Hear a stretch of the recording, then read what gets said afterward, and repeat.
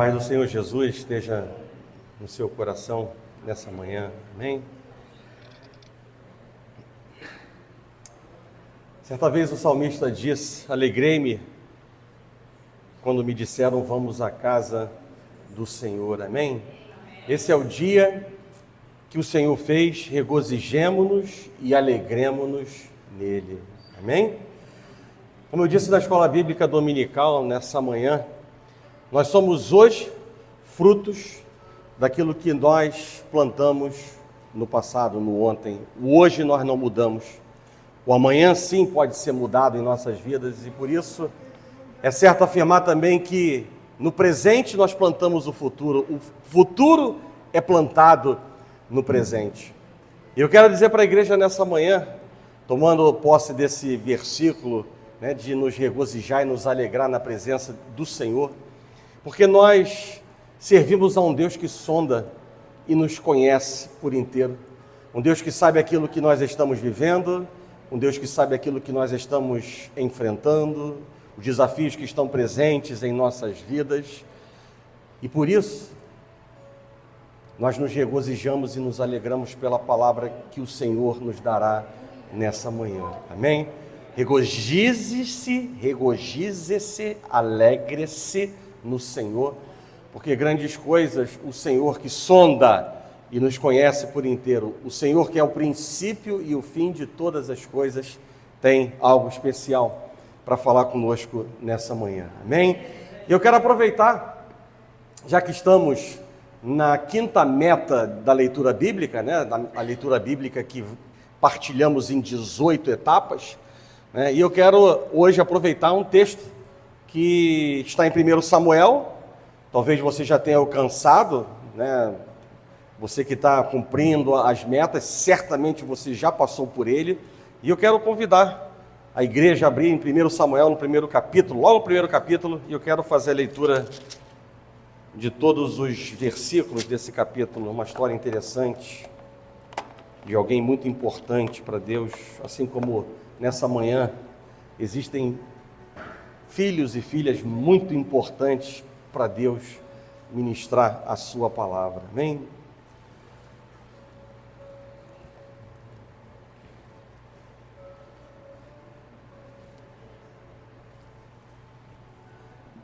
Primeiro Samuel capítulo 1, verso 1 diz assim: houve um homem de Ramataim Zofim, se você quiser abreviar Ramá, houve um homem de Ramá, da região montanhosa de Efraim, cujo nome era Eucana, filho de Jeroão, filho de Eliú, filho de Tou, filho de Zuf, efraimita. Tinha ele duas mulheres, uma se chamava Ana e a outra Penina. Penina tinha filhos, Ana, porém, não os tinha. Este homem subia da sua cidade de ano em ano a adorar e a sacrificar ao Senhor dos Exércitos em Siló. Estavam ali os dois filhos de Eli, Rofini e Finéias, como sacerdotes do Senhor. No dia em que Eucana oferecia o seu sacrifício, dava a ele porções deste a Penina, sua mulher, e a todos os seus filhos e filhas. A Ana, porém, dava porção dupla, dobrada, porque ele a amava, ainda mesmo que o Senhor a houvesse deixado estéril. A sua rival a provocava excessivamente para irritar, porquanto o Senhor lhe havia cerrado a madre. E assim o fazia ele de ano em ano, e todas as vezes que Ana subia à casa do Senhor, a outra a irritava, pelo que chorava e não comia. Então Eucana, seu marido, lhe disse: Ana, por que choras? E por que não comes? E por que estás de coração triste? Não te sou eu melhor do que os 10 filhos? Após terem comido e bebido em Siló, estando Eli, o sacerdote, assentado numa cadeira junto a um pilar do templo do Senhor, levantou-se Ana e com amargura de alma orou ao Senhor e chorou abundantemente. E fez um voto, dizendo: Senhor dos exércitos, se benignamente atentares para a aflição da tua serva, e de mim te lembrares, e da tua serva te não esqueceres, e lhe deres um filho varão, ao Senhor o darei por todos os dias da sua vida, e sobre a sua cabeça não passará navalha. Demorando-se ela no orar perante o Senhor, passou Eli, e a observar-lhe o movimento dos lábios. Porquanto Ana só no coração falava, seus lábios se moviam, porém não se lhe ouvia voz nenhuma. Por isso Eli a teve por embriagada e lhe disse: até quando estará tu embriagada? Aparta de ti esse vinho. Porém Ana respondeu: não, Senhor meu, eu sou mulher atribulada de espírito. Não bebi nem vinho, nem bebida forte. Porém venho derramando a minha alma perante o Senhor. Não tenhas, pois, a tua serva por filha de Belial, porque pelo excesso da minha ansiedade e da minha aflição é que tenho falado até agora. Então lhe respondeu Eli: vai-te em paz, e o Deus de Israel te conceda a petição que lhe fizeste. E disse ela: acha a tua serva mercê diante de ti. Assim a mulher se foi seu caminho e comeu, e o seu semblante já não era triste. Levantaram-se de madrugada e adoraram perante o Senhor, e voltaram e chegaram à sua casa a Ramá. Eucana coabitou com Ana, sua mulher, e lembrando-se dela o Senhor, ela concebeu, e passado o devido tempo, teve um filho, a que chamou Samuel, pois dizia: do Senhor o pedi. Subiu Eucana, seu marido, com toda a sua casa, a oferecer ao Senhor o sacrifício anual e a cumprir o seu voto. Ana, porém, não subiu e disse a seu marido: quando for o menino desmamado, levá-lo-ei para ser apresentado perante o Senhor e para lá ficar para sempre. Respondeu-lhe Eucana, seu marido: faze o que melhor te agrada, fica até que o desmames. Tão somente confirme o Senhor a sua palavra. Assim ficou a mulher e criou o filho ao peito até que o desmamou.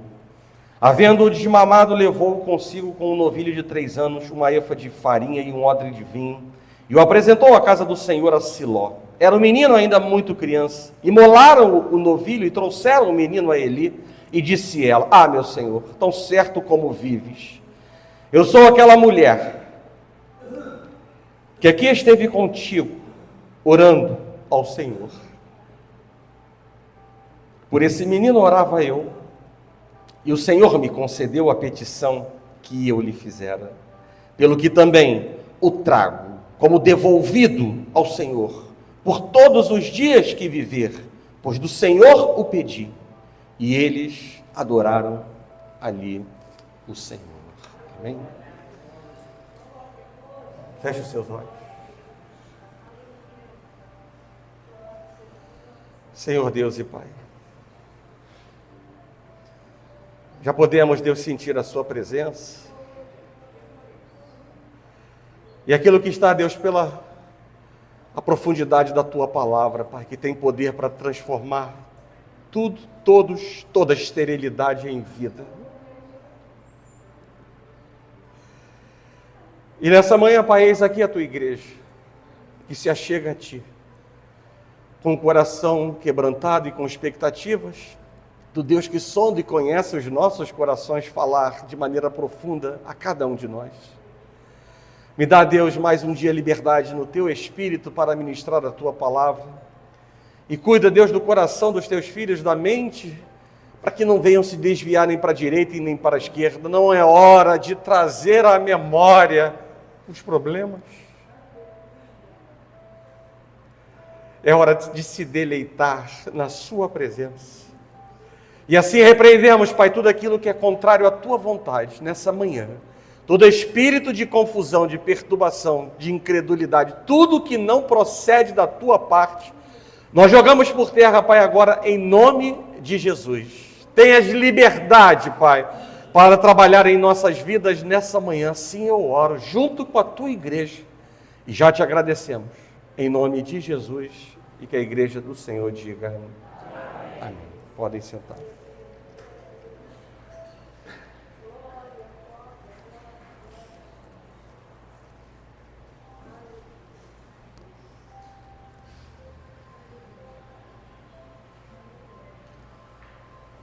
Dentro da família de Eucana, nós vemos diferentes níveis de comunhão espiritual com Deus. E isso percebido pelos frutos. Uma vez que a palavra de Deus, ela nos deixa muito clara que nós somos conhecidos pelos nossos frutos. E os frutos, eles falam de atitudes. E mais do que falar de atitudes, eles apontam para o nosso caráter.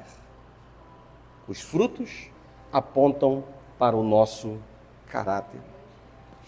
Eucana não era um homem perfeito, mas isso não impedia de ser um adorador, de honrar os seus compromissos, de honrar as suas responsabilidades. Ele sabia o que tinha para fazer e fazia. E isso é uma virtude muito grande e importante em nossas vidas, quando já não somos mais inocentes de muita coisa que o Senhor tem falado por meio da sua palavra, ou por meio de diferentes vasos que se apresentam diante de nós, seja no púlpito de uma igreja, seja dentro de casa, do trabalho, seja onde quer que for, dentro de um hospital. Quão bom é quando sabemos aquilo que temos para fazer e simplesmente fazemos sem que haja necessidade de alguém ficar repetindo o que Deus já mandou deixar para trás e avançar para o que Deus estabelece em nossas vidas. Era assim, Eucana. Já Ana era uma mulher de oração, de um coração quebrantado, humilde, e ela era convicta do Deus a quem ela servia. E, portanto, ela era uma serva convicta de usufruir do melhor de Deus. E não fazia nada diferente para alcançar e usufruir do melhor de Deus. Mas Penina, ela não tinha intimidade com o Senhor. Ela não conhecia o Deus de Israel na profundidade do que a palavra conhecer ela significa. E essas diferenças na conduta espiritual de cada um desses três elementos dessa família, elas retratam um cenário semelhante dentro de muitas igrejas. De um lado, servos e obreiros que também precisam se achegar mais a Deus, para terem um verdadeiro encontro com o Senhor e entenderem que tudo o que somos e tudo o que temos é para a glória do Senhor. E do outro lado, soldados valentes e ao mesmo tempo humildes e quebrantados que querem usufruir do melhor de Deus e têm se posicionado com atitudes que são agradáveis aos olhos e aos ouvidos de Deus. Mas muito mais do que essas similitudes que nos aproximam, a família de Eucana e as igrejas, mas muito mais do que essas similitudes, eu penso que você queira ver outra semelhança em nossas histórias, assim como eu quero também. E o que seria isso? Ver o sobrenatural de Deus nos alcançando. E eu não estou falando de qualquer tipo de bênção, eu estou falando do sobrenatural de Deus. E eu quero te levar ao conhecimento de quatro princípios. Quatro princípios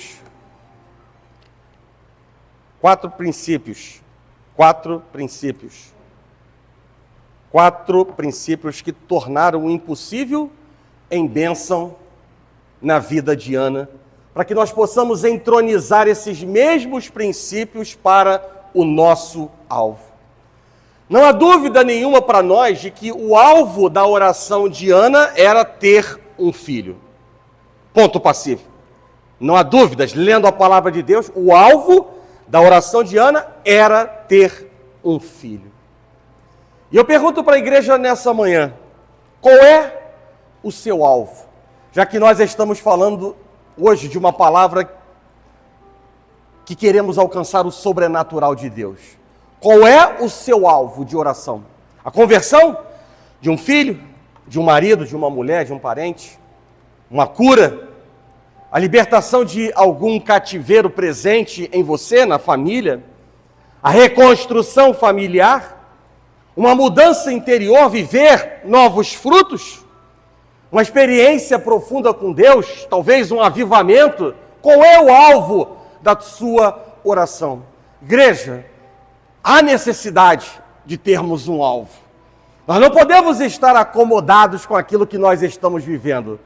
Se já estamos vivendo coisas novas, Deus não nos ensina, como um Deus que não é Deus de mesmice, a ficar plantando a mesmice em nossas vidas e desfrutar das mesmice nos dias que Deus ainda nos concede. E eu quero definir com a igreja um alvo único, que contemple todas as nossas necessidades, todos os nossos anseios. Talvez para você seja a conversão de um irmão, talvez para você seja a cura. Mas vamos definir um nome comum que vai alcançar todos nós e que se chama a glória de Deus. Aleluia! Glória, glória, glória a Deus. E eu quero compartilhar 4 princípios para nós alcançarmos o sobrenatural de Deus. É importante também deixar claro de que a misericórdia de Deus precisa estar presente sobre nossas vidas, ponto pacífico quanto a isso. Mas eu quero falar de coisas que dependem de nós. Porque se nós não fizermos a nossa parte, o cavalo prepara-se para a batalha, mas a vitória vem do Senhor. A vitória vem depois que o cavalo se prepara para a batalha. A vitória vem depois que o cavalo, eu e você, estamos preparados. A vitória vem depois de que tomamos posições agradáveis diante dos olhos de Deus. E é por isso que eu não quero desperdiçar esse tempo para compartilhar com vocês esses 4 princípios que eu vejo de maneira clara nessa leitura que nós fizemos nos 28 versículos do capítulo 1 de 1 Samuel. Primeiro princípio: estar no lugar certo. Esse é o primeiro princípio. E a palavra de Deus nos mostra que Eucana e Ana, pelo menos 3 vezes por ano, nas festas do pão asmo, das semanas e dos tabernáculos, eles saíam de Ramá e eles subiam para Siló, para a casa do Senhor em Siló, uma distância, se eu não estiver equivocado, em torno de 25 quilômetros, para adorar, para sacrificar ao Senhor, porque lá estava nada menos do que a arca da aliança, que simbolizava o quê? A aliança de Deus com o povo de Israel. E lugar certo para quem busca encher o templo da glória de Deus, para ver a manifestação da glória de Deus, para ver a manifestação do poder de Deus, é estar na presença de Deus. Não foi em vão que Moisés, certa vez, ele disse, com ousadia, diante dos ouvidos de Deus: Senhor, se tu não estiveres conosco, não conseguiremos o nosso objetivo. Mas ainda, não daremos um passo a menos que tenhamos a certeza da tua presença. Uma ousadia que alegrou o coração de Deus. Mas Deus, Ele impõe uma condição para nós estarmos em sua presença. Deus impõe. Não é de qualquer jeito. De qualquer jeito, como um trapo, nós chegamos à presença de Deus, na casa de Deus, para sermos tratados por Deus. Sim, de qualquer jeito. Feridos, machucados, humilhados, traídos, mortos. Deus não faz acepção de pessoa. Mas no dia a dia, na comunhão com Deus, na intimidade com Deus, não é de qualquer forma. Não é de qualquer maneira. Eu quero dizer para você a mesma coisa que o profeta Azarias disse ao rei Asa. Abre aspas. Ouvi-me, Asa. É como se no dia de hoje estivéssemos falando: ouvi-me, servo e serva de Deus. O Senhor está convosco, enquanto vós estáis com Ele. Se o buscardes de todo o vosso coração, Ele se deixará ser achado ou se achar para você. Estar na presença de Deus implica em buscar, em ir ao encontro, em sair de toda zona de conforto e firmar um acordo com o Pai. Um acordo de obediência, um acordo de submissão, um acordo de humildade. Afinal de contas, a palavra de Deus diz: andarão dois juntos, se não houver entre eles um acordo? Andará Deus junto, se não houver acordo com o seu Filho? E eu quero dizer para a igreja, deixar de maneira muito clara nessa manhã, por tudo aquilo que a palavra de Deus nos revela. Deus já deixou claro na sua palavra que Ele não estabelece acordo com aquele que é relaxado. Jeremias 48, verso 10 diz: maldito aquele que fizer a obra do Senhor relaxadamente. Deus não faz acordo com aquele que é relaxado na sua vida espiritual. Deus não faz acordo com aquele que o enfrenta, aquele que anda numa rota de colisão ou de fuga. E aí eu lembro à igreja o caso de Jonas. Deus não estabelece acordo com quem desobedece, com quem duvida. E aí eu faço lembrar à igreja os 430 anos de escravidão, os 40 anos de peregrinação no deserto, fruto de incredulidade, fruto de dúvida. Deus não estabelece acordo com quem obedece ele parcialmente. E aí vocês vão se lembrar também da história de Saul, em que Deus, ele se arrepende de ter levantado Saul como rei de Israel. Deus não faz acordo também com quem tem coração duro. Perto está o Senhor daqueles que têm um coração quebrantado. Então longe estará o Senhor daqueles que têm um coração duro. Deus também não faz acordo com aquele que tem um coração sensível. E quando eu falo esse sensível, eu não estou falando de alguém com discernimento do Espírito. Não. Eu estou falando de um outro tipo de sensibilidade. O crente sensível no sentido de ser um crente destemperado, de ser um crente desbalanceado, de ser um crente com pavio curto, que não sabe lidar com problemas, faz tempestade no copo, foge da comunhão com Deus, foge da comunhão com as pessoas, não gosta de ser disciplinado. A insubordinação faz parte do seu cardápio de vida, quando a vontade de Deus caminha na estrada oposta da submissão, da humildade, da mansidão, da disciplina. Definitivamente, isso não pode fazer parte da carreira daquele que busca ver a glória de Deus encher o seu templo, daquele que busca ver o fogo dos céus descer sobre a sua vida, porque cada vez que nós arranhamos esse acordo, cada vez que nós arranhamos essa aliança com Deus, é como se nós estivéssemos esfriando a chama de Deus.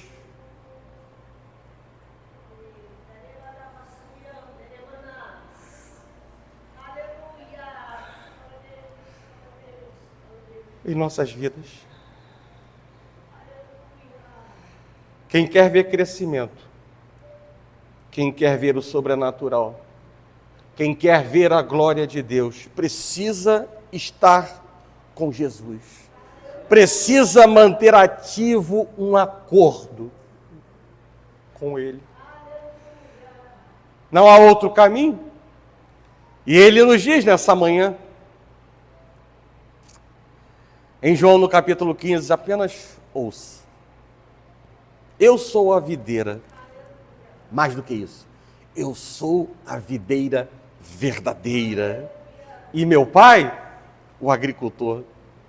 Todo ramo que estando em mim não der fruto, Ele o corta. E todo o que dá fruto, limpa, para que produza mais fruto ainda. Vós já estáis limpos pela palavra que vos tenho falado. Permanecei em mim, e eu permanecerei em vós. Como não pode o ramo produzir fruto de si mesmo, se não permanecer na videira, assim nem vós o podeis dar, se não permanecerdes em mim. Eu sou a videira, vós os ramos. Quem permanece em mim e eu nele, esse dá muito fruto, porque sem mim nada podeis fazer. E acrescenta dizendo: se permanecerdes em mim, e as minhas palavras permanecerem em vós, pedireis o que quiserdes. Pedireis o que quiserdes e vos será feito. Nisto é glorificado meu Pai, em que deis muito fruto, e assim vos torneis meus discípulos. Sem mim, nada podeis fazer. É na presença de Deus que tudo acontece em nosso favor. É na busca contínua e santificada da sua presença que o Senhor, Ele te levará à revelação da sua glória. Que a glória de Deus vai encher o seu templo. Que a glória de Deus chegará sobre a tua tenda, sobre a tua casa, sobre a tua família, sobre a tua necessidade, sobre a tua precisão. A tua petição. Estar no lugar certo é o primeiro princípio. O segundo princípio que eu vejo nessa passagem é ter uma motivação certa. Lugar certo, motivação certa. A palavra de Deus nos mostra que Ana sabia claramente aonde levar o seu problema, direto ao Senhor. E apesar de toda a amargura da alma, do sofrimento, o que motivou as suas ações perante o Senhor não foi emplacar uma resposta para Penina ou preencher, quem sabe, uma necessidade própria. Porque se assim o fossem, nada teria recebido. Porque da mesma maneira como a palavra de Deus diz, nada tendes porque não pedem, é o mesmo versículo que vai dizer, nada tendes porque pedem mal. E se pedimos mal, incoerente com a vontade de Deus, nada acontecerá sobre nossas vidas. Mas pelo contrário, o pedido de Ana foi agradável a Deus, pois no coração dela havia sim fé. A certeza de que Deus podia transformar a esterilidade em vida, já que ela cria que o Senhor é quem tira e quem dá a vida, é quem dá e quem tira a vida. Ela tinha isso firme dentro do seu coração.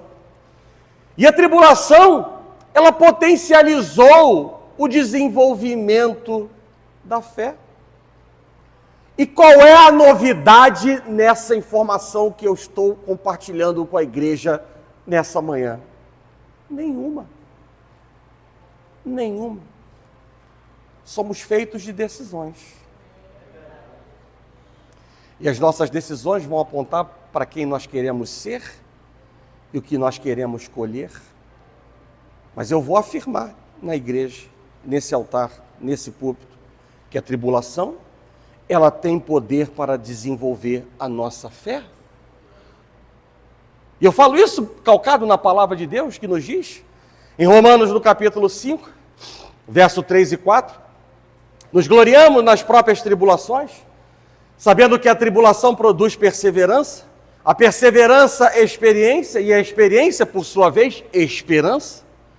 Mais do que isso, a epístola de Tiago, no capítulo 1, verso 2 a 4, diz, meus irmãos, tende por motivo de toda alegria o passardes por várias provações, sabendo que a provação da vossa fé, uma vez confirmada, produz perseverança. Ora, a perseverança, ela deve ter ação completa. Para quê?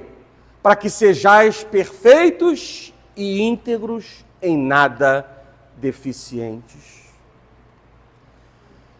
Para aqueles que buscam a glória do Senhor, a motivação certa também deve ser a fé. A certeza daquilo que espera, já que a palavra de Deus nos diz que sem fé é impossível nós agradarmos o coração de Deus. Ter a certeza do que se espera.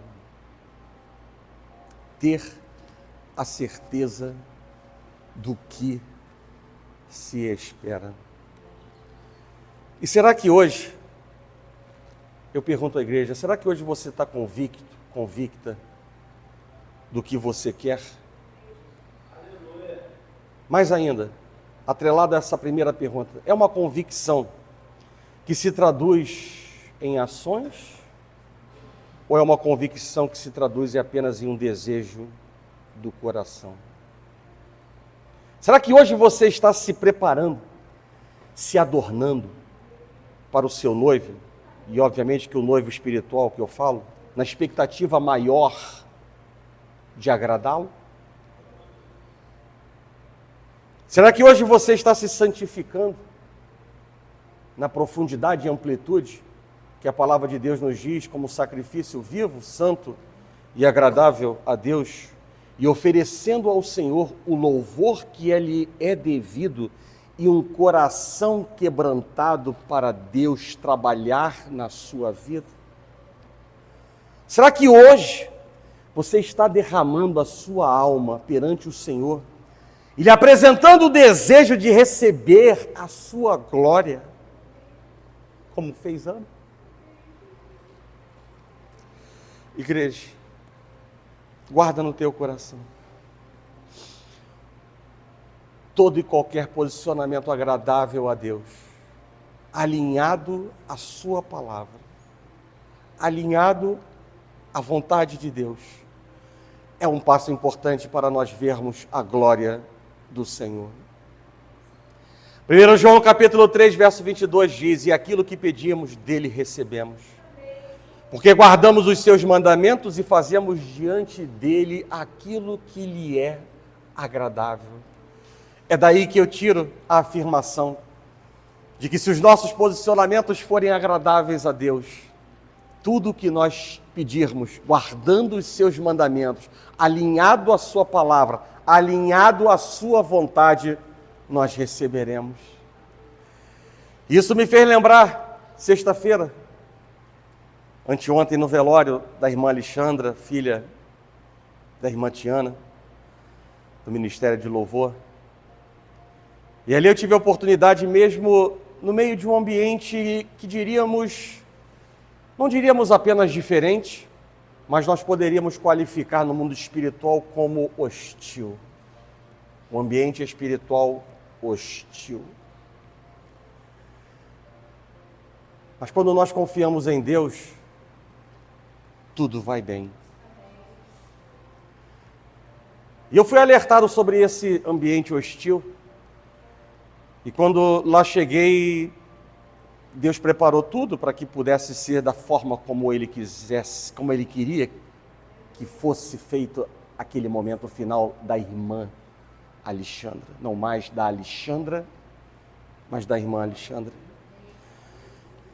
E uma das coisas que eu falei, exatamente diante de todos aqueles que lá estavam, foi o posicionamento agradável da irmã Tiana. Que, salvo engano, durante quase 4 anos, desde o momento em que começou o sofrimento do câncer, ela tinha um alvo.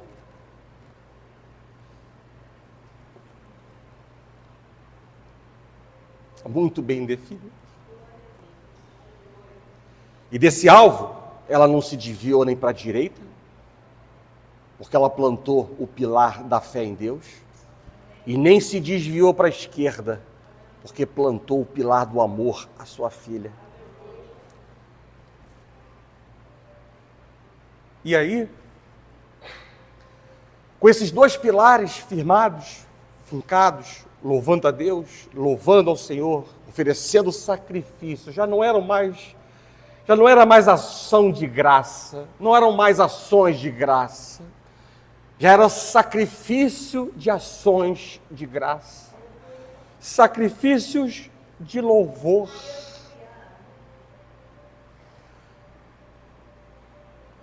eu pude ver que ela não desistiu.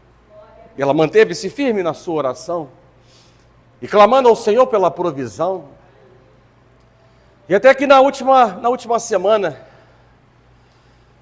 ela me convidou. E naquele momento, Deus ele mostrou ao meu coração de que duas coisas precisavam para aquele problema acabar. E o primeiro era ter a certeza da sua salvação, que era o alvo da oração da irmã Sebastiana. E a segunda coisa importante é que ela precisava liberar perdão para se libertar de um cativeiro que vivia há muitos anos. Muitos anos. Cativeiro que a fez sofrer.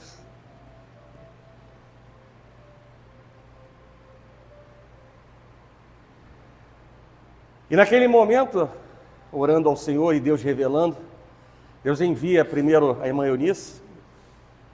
Cleonice, melhor dizendo, e ela ratifica, ou seja, a primeira parte, Deus deixou com a varoa. Deus usa quem Ele quer. Deus mostra e Deus usa quem Ele quer, porque a Cleonice não é menor do que eu. Eu não sou mais importante que a Cleonice e nem ela é mais importante do que eu. E ela foi com o coração disponível.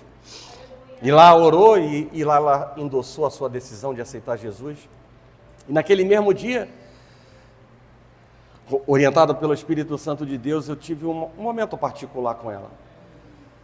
E ali a mãe e o marido saíram do quarto e ficou só Deus, ela e eu. E já naquele momento, já era um momento de sofrimento profundo. Era um momento de dor profunda. Era um momento em que o cérebro já não funcionava mais. E eu estava diante de um desafio que Deus me deu. De arrancar, por livre-arbítrio, aquilo que estava fazendo mal dentro do coração dela. E obviamente que eu entendi o ambiente que eu estava ali dentro. O inimigo não deixando ou tentando plantar dentro do meu coração que aquilo não seria possível. E nós travamos uma batalha espiritual muito forte. Deus, ela e eu. E ali os olhos fechavam, o cérebro não funcionava, e ela falava algo desconexo, e ali repreendendo, e ali intercedendo: abre a tua boca, abre os teus olhos, abre o teu ouvido, quebranta o teu coração. E nós fomos levando uma conversa de quase 1 hora. E ela vomitou tudo que tinha para vomitar. E foi dizendo a respeito das suas decisões que foi tomando ao longo da vida por estar encarcerada. Triste. Triste, porque um abismo puxa outro abismo. E ali ela foi relatando a tristeza profunda de uma jovem senhora, fruto de um cárcere, fruto de um pecado não perdoado, fruto de decisões equivocadas que tomou na sua vida. E ela vomita, e eu pergunto a ela no final, já desfalecendo, falei assim: há algo mais dentro do seu coração para que você vomite nessa tarde? E ela abre os olhos como se tivesse espantada, e naquele momento ela fala: não, pastor, não tenho mais nada.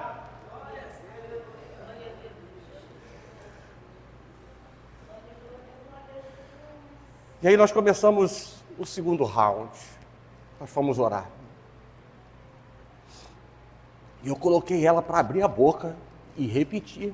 E ali foi outra luta, até que ela pronunciasse com ousadia aquilo que estava sendo proclamado no mundo espiritual. E oramos. E aí eu convidei ela a fechar os olhos. E naquele momento em que eu orava por ela, Deus não mostrava que aquele quadro iria reverter, mas que a obra tinha sido feita.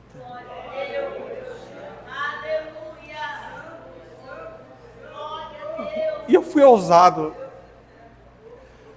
Eu fui muito ousado.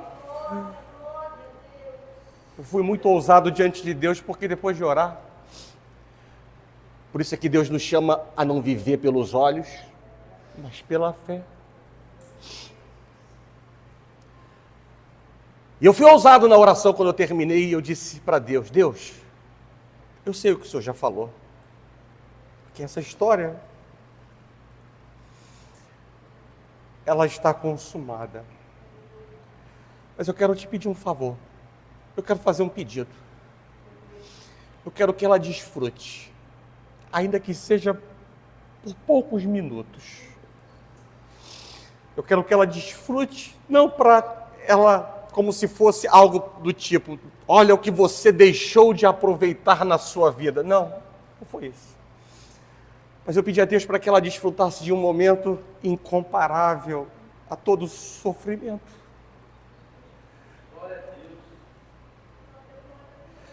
Que ela teve na sua vida. Eu acabei de orar. Eu fui para o banheiro, lavar minha mão, lavar os meus olhos, chorando. Aí eu estou lá dentro do banheiro, daqui a pouco eu vejo alguém com os olhos arregalados. Eu falo assim, ué, é outra mulher? Olhos arregalados. E parecia estar com uma consciência total. Aí eu entrei na sala, no quarto dela, e ela continuou sorrindo. E a última palavra que ela disse para mim foi: obrigado, pastor. Eu desci, lá embaixo encontrei a Tiana e o marido, e eu me limitei a dizer para a Tiana, não me aprofundei, mas eu disse para ela: Tiana, o que havia de barreira no mundo espiritual hoje foi cortado. E disse mais para ela, foi a última frase que eu disse para ela: irmã, seja forte, porque aquilo estava por vir. E ali, disse a Tiana que ela entrou numa descendente, e um dia e meio depois, faleceu. Mas o importante, o que ela pediu, ela alcançou. E a palavra de Deus diz que nenhum esforço será em vão em nossas vidas. Por quê? Porque ela acreditou até o fim. E Deus honrou. Porque mesmo ela, como mãe, tendo feito o convite para aceitar Jesus, ela mesma, mãe, não estava convicta. Ela não estava convicta de que a filha, em um estado de lucidez, tivesse aceitado Jesus como seu Senhor. E aquilo ficou incomodando.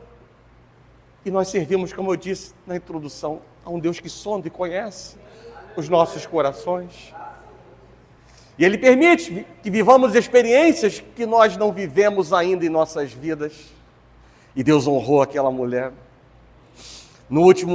Quase que na última volta de uma longa estrada, de uma longa caminhada, Deus abençoa. E o decreto é de vida eterna e não de morte.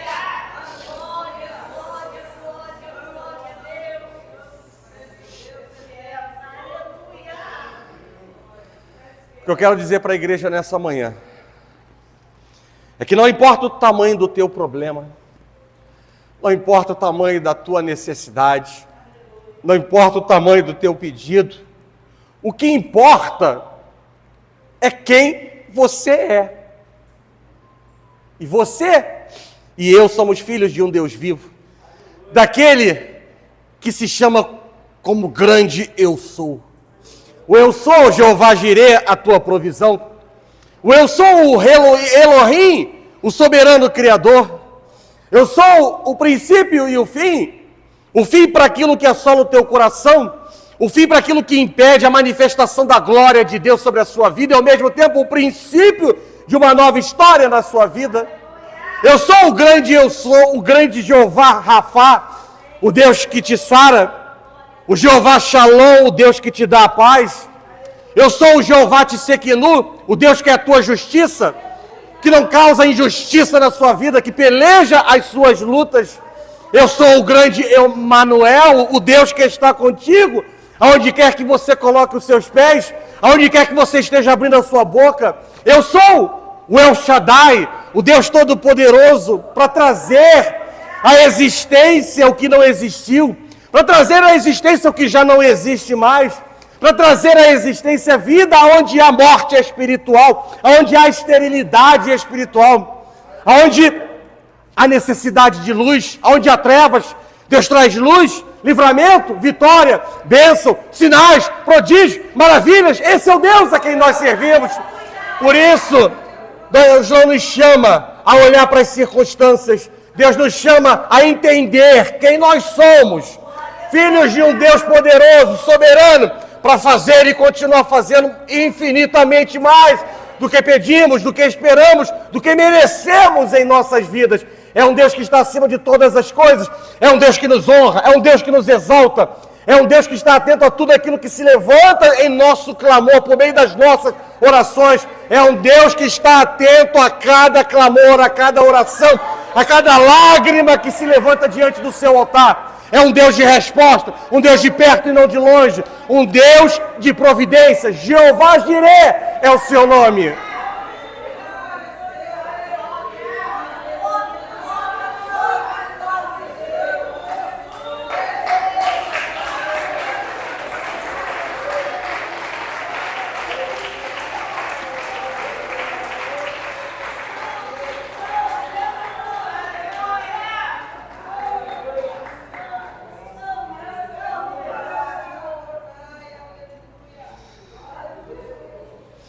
Há um louvor que você conhece, que diz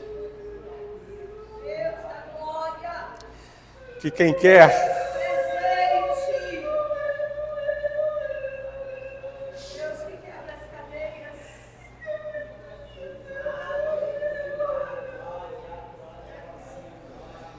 há um louvor que diz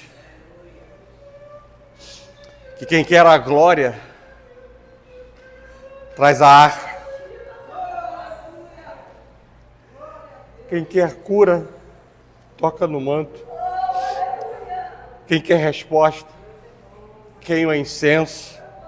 E mais ainda, quem deseja o favor do rei, toca na ponta do altar. Igreja, quem quer ver a glória de Deus, não fica inerte. Quem quer ver a glória de Deus não fica parado, atribuindo a Deus toda a responsabilidade por sua providência, mas toma atitudes ousadas, toma atitudes de fé. E isso começa declarando com o coração: eu creio que Deus vai mudar essa história. Eu creio que Deus é fiel para cumprir a sua promessa. Eu creio que Deus vai curar. Eu creio que Deus tem o melhor para mim.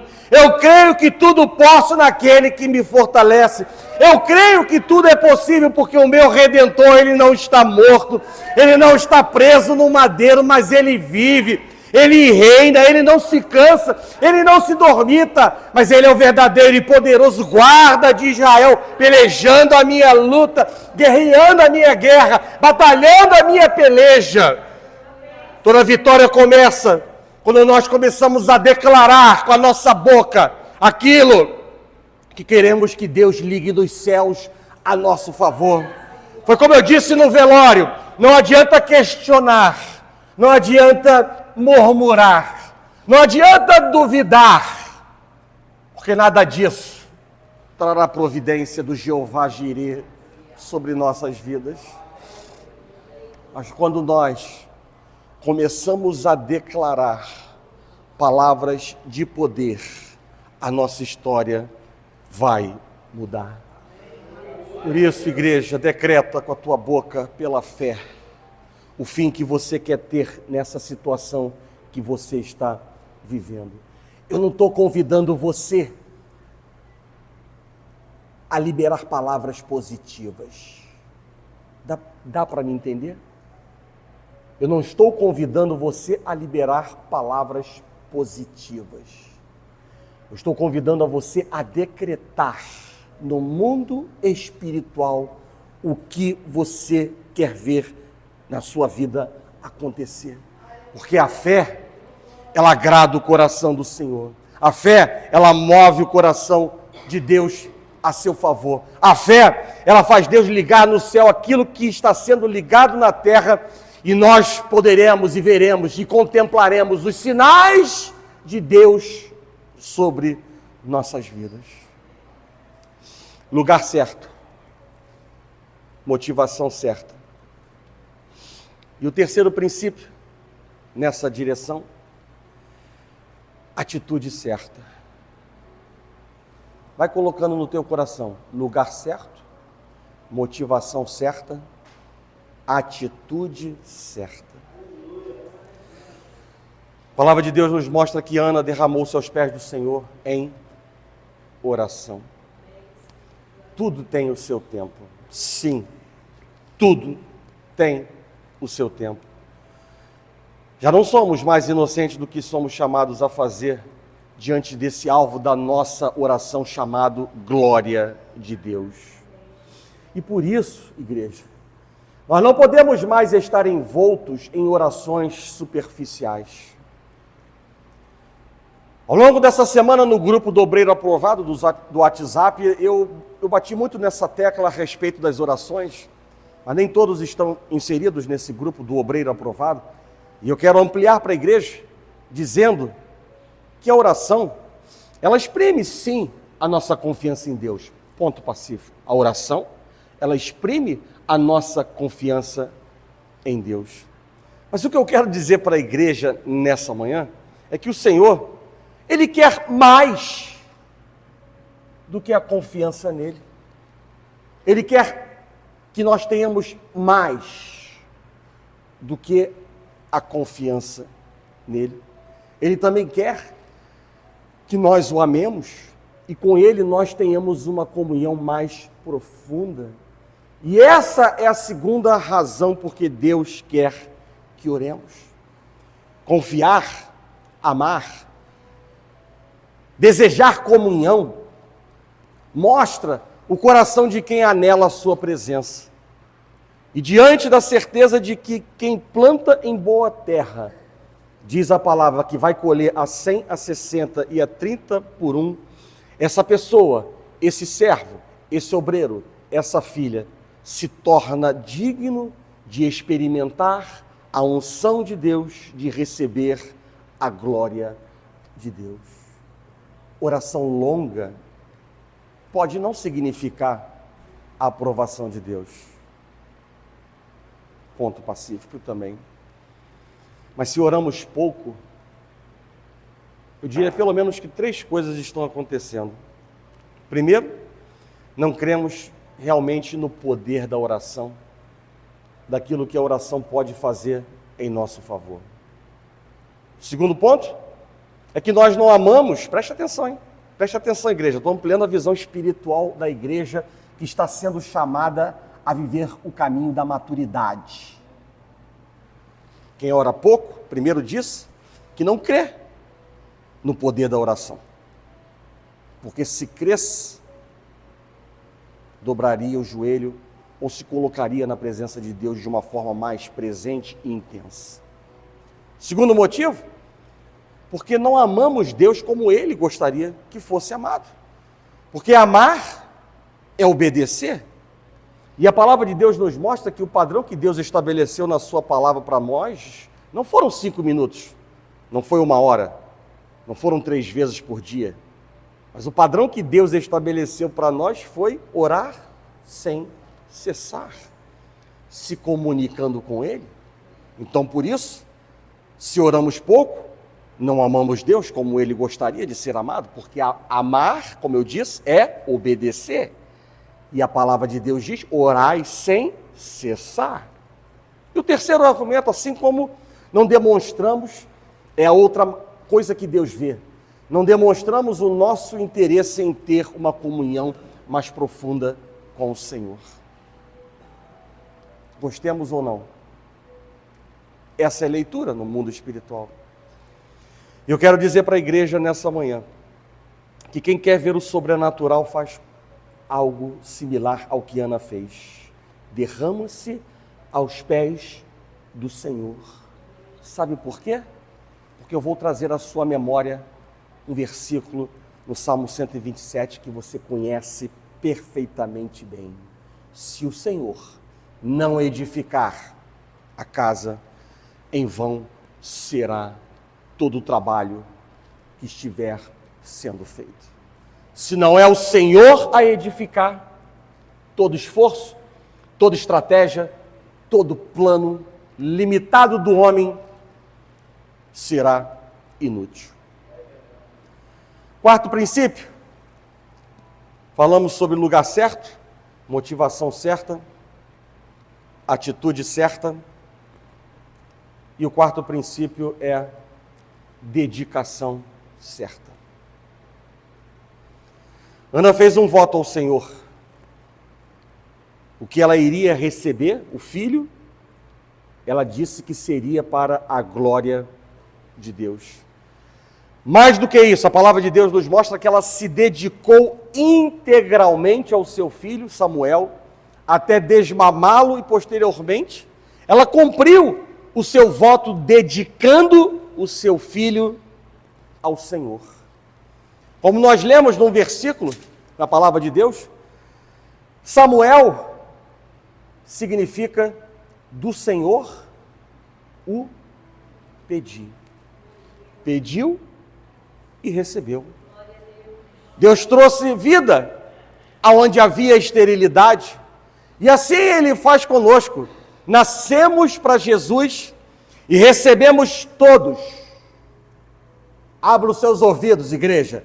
E recebemos, nascemos para Jesus e recebemos todos, com T maiúsculo, dons e talentos.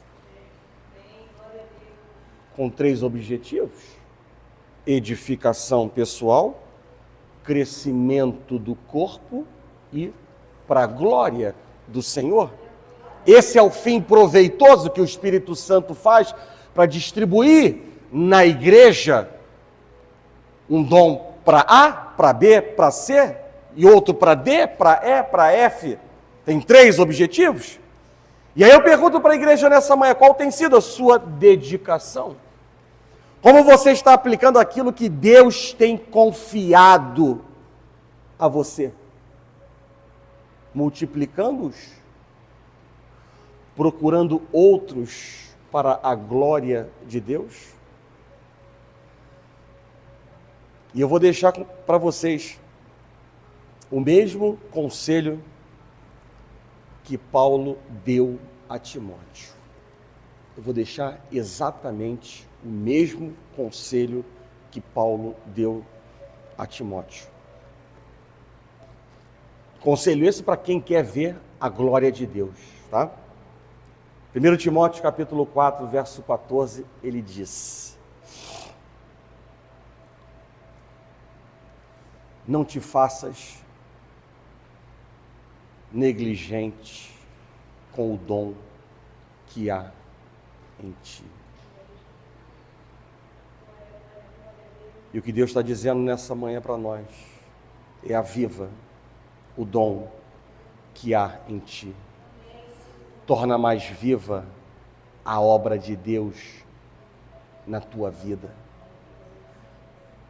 Porque se somos novas criaturas em Deus, se Deus nos chamou e Ele derrama dons, há um objetivo.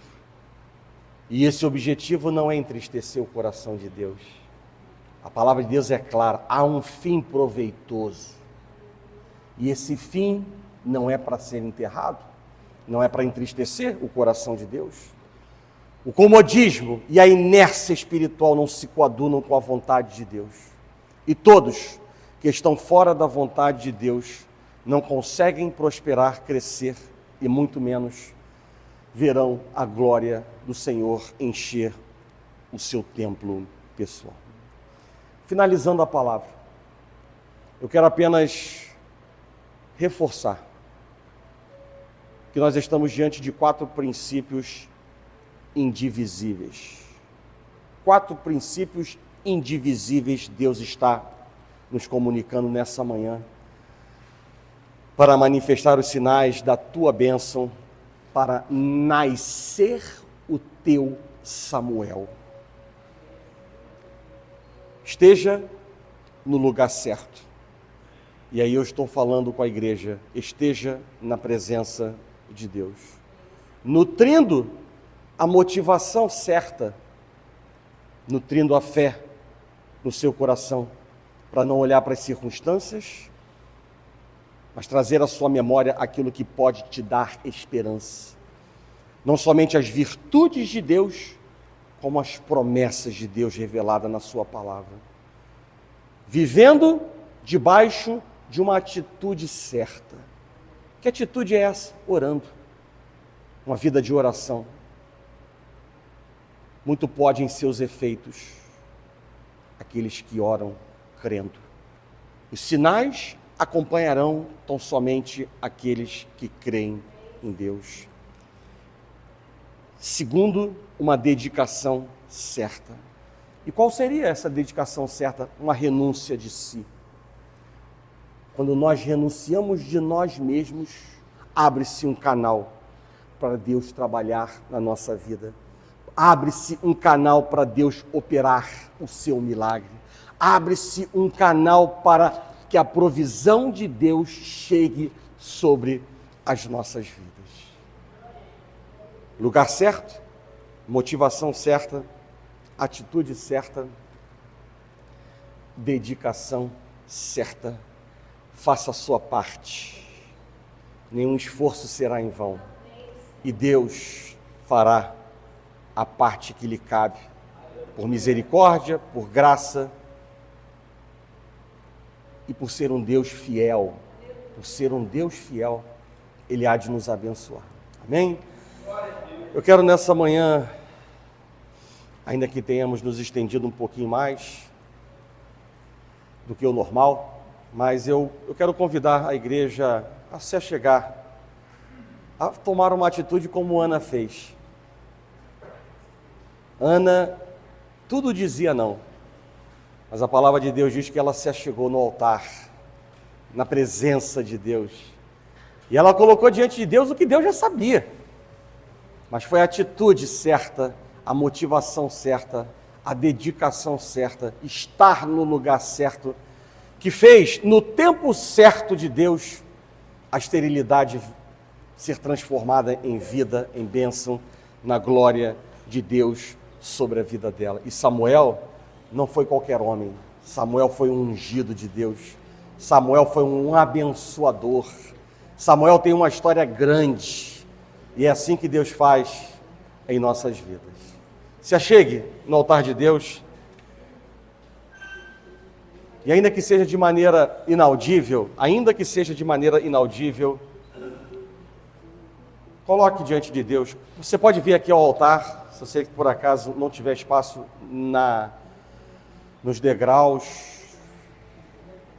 Você pode também se ajoelhar aí atrás, pode subir no altar. O altar não é apenas lugar para eu estar, o altar é onde o Senhor está. Mas faça a sua parte com Deus. Ainda que os sinais, eles não desçam sobre a sua vida hoje, mas Deus pode decretar a vitória hoje.